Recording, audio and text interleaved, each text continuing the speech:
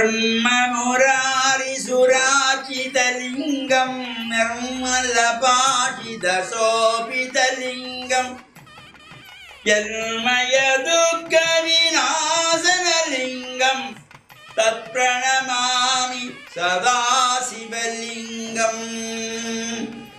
ஓம் நமச்சிவாய. மேன்மைகள் சைவ நீதி விளங்குக உலகமெல்லாம். நோயற்ற வாழ்வே குறைவற்ற செல்வம். அந்த நோய் நொடி இல்லாத வாழ்வில் இந்த உலக மக்கள் எல்லோரும் வாழ வேண்டும் என்று கலியுகத்தின் காந்தமலை ஜோதியாகிய சபரிமலை சுவாமி ஐயப்பனுடைய திருவடிகளை சிறந்தாழ்த்தி டான் தமிழொலி ஓம் தொலைக்காட்சி நேயர்கள் அனைவருக்கும் சர்வதேச இந்து மத குருப்பீடம் அகில இலங்கை சபரிமலை ஸ்ரீ சாஸ்தாபுரத்தின் சார்பில் இனிய வணக்கங்களும் நல்லாசிகளும். இன்றும் மங்களகரமான குரோதி வருஷம் மாசி மாதம் 14ஆம் நாள் 25/2/2025 செவ்வாய்க்கிழமை. இன்று மலர்ந்திருக்கின்ற இன்றைய பொழுதும் நம் எல்லோருடைய வாழ்விலும் எல்லா விதமான சிறப்புடன் கிடைக்கும் என பிரார்த்தித்து இன்று சிவனுடைய ஆலயங்களிலே நடைபெறுகின்றதாகிய பிரதோஷ விரதம். இந்த பிரதோஷ காலத்திலே விசேஷ பூஜை வழிபாடுகள் நடைபெறும். நாளைய தினம் புதன்கிழமை. சிவனுடைய விரதங்களிலே அதி உன்னதமாக போற்றப்படுகின்ற மகா சிவராத்திரி விரதம். இந்த நாளைய தினம் இந்த ராப்பொழுதிலே திரையோதசியும் சதுர்த்தசியும் சேருகின்ற காலம். இந்த லிங்கோத்பவ காலம். சிவன் சக்தி, இந்த சிவசக்தி ஐக்கியத்தை கொடுக்கின்ற வகையிலே திரையோதசி அம்பிகைக்குரியது, சதுர்த்தசி சிவனுக்குரியது. இந்த இரண்டும் சேருகின்ற காலம். அந்த இரவுதான் சிவராத்திரி. இந்த நள்ளிரவு 12 மணி அளவிலே 11:30 மணி முதல் 12:30 மணி வரையிலே இந்த லிங்கோத்பவ கால பூஜை என்பது அபிஷேகங்கள் ஆராதனைகள் தொடர்ந்து நடைபெற்று சிவபுராண பாராயணம் செய்யப்பட்டு வேத பாராயணங்கள் ருத்ர பாராயணங்கள் இது எல்லாம் செய்கின்ற பொழுது எல்லா விதமான தோஷங்கள் நீங்கி வாழ்வு உயர்வு கிடைக்கக்கூடிய இந்த சிவபுராணத்தை சிவராத்திரியிலே யார் யாரெல்லாம் பாராயணம் செய்கின்றீர்களோ உங்கள் வாழ்விலே உங்களுக்கு உயர்வு கிடைக்கும்.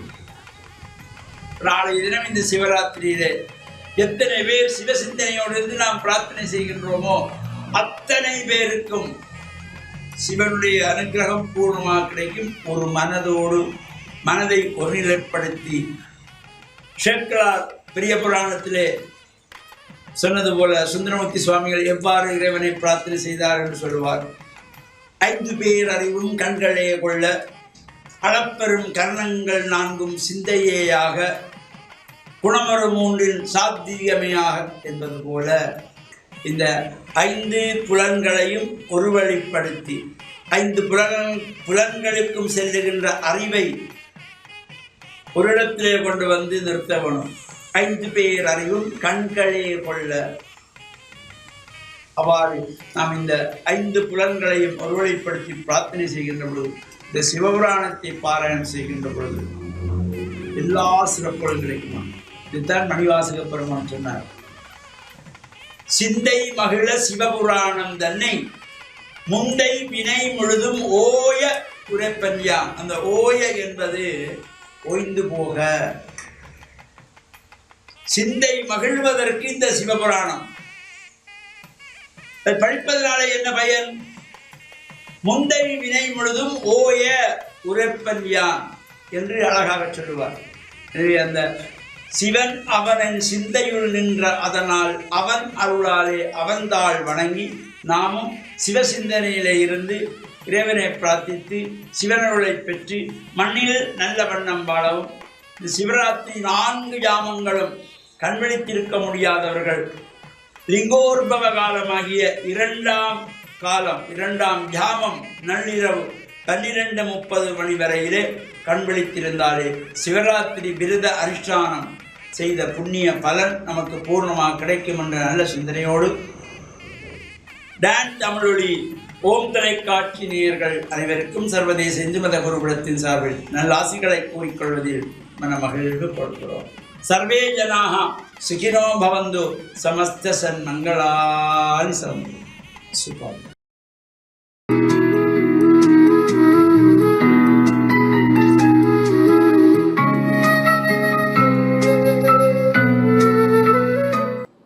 இறை இயேசுவில் என் அன்பு நெஞ்சங்களே, கிறிஸ்தவ நற்சிந்தனை வேளையில் உங்களை சந்திப்பதிலே எனக்கு மிக்க மகிழ்ச்சி. ஆண்டவர் இயேசுவின் அன்பும் அருளும் உங்கள் அனைவரோடும் இருப்பதாக. எங்களுடைய அன்றாட உறவாடல்களிலே சொல்லுவார்கள், என்னுடைய மௌனத்தை உன்னால் புரிந்து கொள்ள முடியவில்லை என்றால் என்னுடைய வார்த்தைகளும் உனக்கு புரியக்கூடியதாக இருக்காது என்று சொல்லி. ஏனென்றால் மௌனத்திலும் நாங்கள் பேசக்கூடியவர்களாக, தொடர்பு கொள்ளக்கூடியதாக, அடுத்தவருடைய மௌனத்தையும் நாங்கள் புரிந்து கொள்ளக்கூடிய விதமாக இருக்கின்ற பொழுதுதான் உண்மையாகவே அது ஒரு அன்பின் அடிப்படையிலே எழுகின்ற ஒரு உறவு ஆகும். ஆனால் நாங்கள் என்ன செய்கின்றோம் என்றால், அடுத்தவர்கள் இப்படித்தான் இருப்பார்கள், இதைத்தான் அவர்கள் நினைத்து இதைத்தான் அவர்கள் செய்ய விரும்புவார்கள் என்றெல்லாம் நாங்கள் தவறான முறையிலே அடுத்தவர்களை புரிந்து கொள்கின்றோம். எங்களுடைய எண்ணங்களை, எங்களுடைய விருப்புகளை அடுத்தவர்களிடம் திணித்து அவர்களிடம் சாற்றி நாங்கள் அவர்கள் இப்படித்தான் என்று சொல்லி தவறாக இடை போடுகின்றோம்.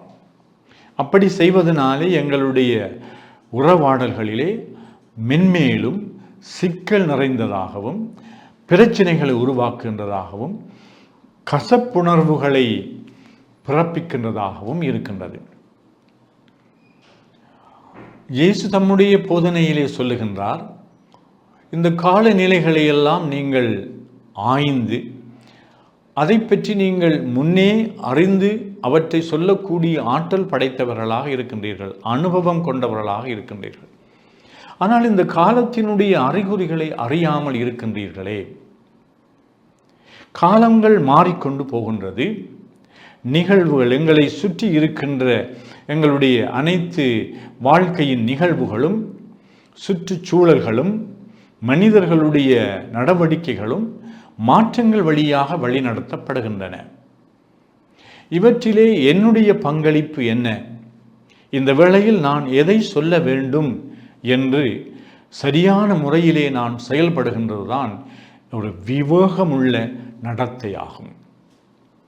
அதனாலே அடுத்தவர்களுடைய உணர்வுகளை புரிந்து, அடுத்தவர்களுடைய தேவைகளை அறிந்து, அடுத்தவர்களுடைய எதிர்பார்ப்பை எங்களுடைய மனக்கண்முன் சரியான முறையிலே நாங்கள் அதை நியாயப்படுத்தி தீர்ப்பளித்து நாங்கள் சரியான முறையிலே நடந்து கொள்கின்ற பொழுது, அந்த வேளையிலே நீ இதை எனக்கு சொன்னதால் என்னுடைய மனம் குளிர்ந்தது, இந்த வேளையிலே நீ என்னை காயப்படுத்தி இப்படிப்பட்ட இப்படிப்பட்ட விடயத்தை நீ சொன்னபடியினால், நீ என்னை தவறாக புரிந்து கொண்டதனால் என்னுடைய மனம் காயப்பட்டு விட்டது என்று இப்படி பலவாறு அவர்கள் எங்களுக்கு ஃபீட்பேக் எங்களுக்கு தருவார்கள்.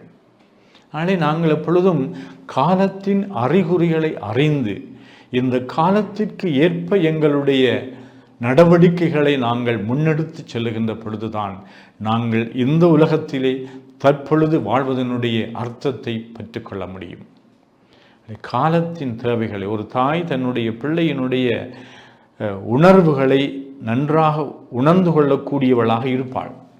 காரணம், அவள் அந்த பிள்ளையை உண்மையாகவே அன்பு செய்கின்றாள். இவ்வாறு தான் ஒரு கணவன் மனைவி இவர்களுக்கு இடையிலே இருக்கின்ற இந்த உறவிலே பல தடவைகளிலே விரிசல்கள், பிரச்சனைகள், சிக்கல்கள் எழுவதற்கு காரணம் அடுத்தவர்களுடைய மனங்களை நாங்கள் புரிந்து கொள்வதில்லை. அவர்களுடைய எண்ணங்களை நாங்கள் தவறான முறையிலே அவருக்கு தீர்ப்பு வழங்குகின்றோம். நாங்கள் தவறான முறையிலே ரூபீகரிக்கின்றோம். எங்களுடைய உள்ளத்திலே அடிக்கடி எழுகின்ற இந்த ரூபீகரிக்கின்ற விடயங்கள், இமேஜின் பண்ணுகின்ற விடயங்கள் எங்களுடைய உறவுகளிலே பல சிக்கல்களை தவறான முறையிலே நாங்கள் மற்றவர்களை புரிந்து கொள்ளக்கூடிய விதமாக அவை எங்களை இட்டுச் செல்லக்கூடும். ஆனால் இயேசு எப்பொழுதும் அவர்களுடைய எண்ணங்களை அறிந்தவராக, அவர்களுடைய எதிர்ப்புகளை, கருத்துக்களை அறிந்தவராக சரியான பதில்களை அவர்களுக்கு கொடுத்து அவர்களுக்கு நல்ல விளக்கங்களை கொடுக்கக்கூடியவராக இருந்தார். அதாவது மற்றவர்களுடைய உள்ளங்களை நாங்கள் புரிந்து கொள்வதற்கு, உணர்வுகளை புரிந்து கொள்வதற்கு முதலாக நாங்கள் அவர்களை அன்பு செய்ய வேண்டும், அவர்கள் மீது அக்கறை கொள்ள வேண்டும். அவர்கள் எங்களுடைய எதிரிகள் அல்ல என்று நாங்கள், அவர்கள் எங்களுக்கு அன்பானவர்கள் என்று நாங்கள் அவர்களை ஏற்றுக்கொள்ள வேண்டும். அவர்கள் எங்களை ஏமாற்றலாம், அவர்கள் எங்களை தண்டிக்கலாம், அவன் மறைமுகமாக எங்களுக்கு தீமை செய்யலாம்.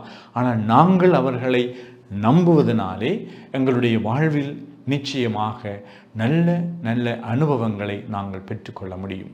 இறைவன் இப்படிப்பட்ட மனிதர்களுக்கு தன்னுடைய அருள் வளங்களை ஏராளமாக கொடுத்து அவர்களுக்கு விவேகம் என்கின்ற ஆற்றலை அவர்களுக்கு கொடுப்பார். விவேகம் என்று சொல்லுகின்ற பொழுது இந்த நேரத்திலே, இந்த இடத்திலே, இந்த மக்கள் மத்தியிலே, இந்த நபரோடு நான் எப்படி நடந்து கொள்ள வேண்டும் என்று நான் என்னுடைய உள்ளத்திலே உணர்ந்து கொள்வதுதான் அந்த விவேகம். இது படிப்படியாக மக்களை நம்புவதனூடாக, கடவுளை நம்புவதனூடாக, அவருடைய வழிநடத்துதலை நம்புவதனூடாக, நாங்கள் நன்மை செய்ய வேண்டும் என்ற எங்களுடைய நல்லெண்ணத்தை வளர்த்து கொள்வதனூடாக இந்த விவேகம் என்கின்ற அந்த ஆற்றலை இறைவன் எங்களுக்கு தர வேண்டும் என்று இந்த நாளிலே நாங்கள் மன்றாடி நிற்போமாக. ஆமென்.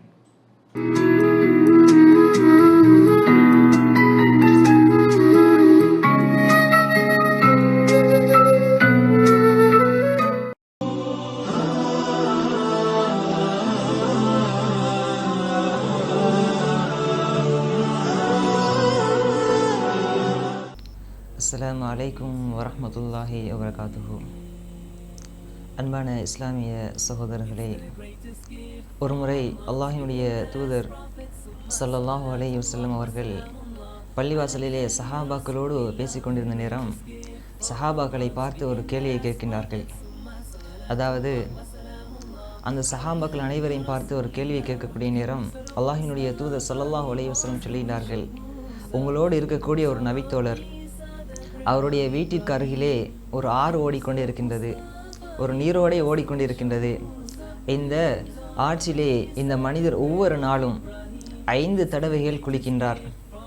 இவ்வாறு 5 தடவைகள் குளிக்கக்கூடிய இந்த நபித்தோழருடைய உடம்பிலே ஏதாவது அழுக்குகள் இருக்குமா, ஏதாவது துர்நாற்றங்கள் வீசுமா என்று அந்த நபித்தோழர்களை பார்த்து கேட்டவுடன் அந்த நபித்தோழர்கள் கூறினார்கள், அதாவது அல்லாஹினுடைய தூதரே, இந்த மனிதர் ஒவ்வொரு நாளும் குளிக்கின்றார், இந்த மனிதருடைய உடம்பிலே எந்த ஒரு அழுக்குகளும் இருக்காது, இந்த மனிதருடைய உடம்பிலே எந்த ஒரு தூர்நாற்றமும் வீசாது.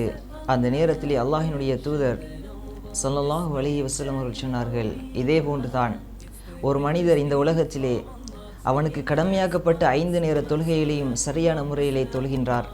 இவ்வாறு ஒரு மனிதன் 5 நேர தொழுகைகளையும் சரியான முறையிலே நிறைவேற்றினான் என்றால் அவனுடைய பாவங்கள் எல்லாமே மன்னிக்கப்பட்டுவிடும். இந்த மனிதர் 5 நேரம் குளிக்கக்கூடிய நேரம் இவருடைய உடம்பிலே எந்த அளவுக்கு அழுக்குகள் இல்லாமல் போகுமோ அதே போன்றுதான் இந்த மனிதர் 5 நேரம் தொழக்கூடிய நேரத்திலே இந்த மனிதருடைய உடம்பிலே அவன் செய்த பாவங்கள் எல்லாமே மன்னிக்கப்பட்டு அவன் சொர்க்கவாசியாக மாறுவான் என்பதை அல்லாஹ்வுடைய தூதர் ஸல்லல்லாஹு அலைஹி வஸல்லம் சொன்னார்கள். அந்த வகையிலே அன்பான இஸ்லாமிய சகோதரர்களே, நாங்கள் ஒன்றை புரிந்து கொள்ள வேண்டும். இந்த தொழுகையை பொறுத்த வரைக்கும் இந்த தொழுகை ஒரு மனிதன் பருவ வயதை அடைந்ததிலிருந்து அவனுடைய மரணம் தொண்டைக்குழி அடையும் வரைக்கும் இந்த தொழுகை அவனுக்கு கட்டாயமான ஒரு கடமையாக இருக்கின்றது. எந்த ஒரு சந்தர்ப்பத்திலும் இந்த தொழுகையை விடுவதற்கு அனுமதி கிடையாது.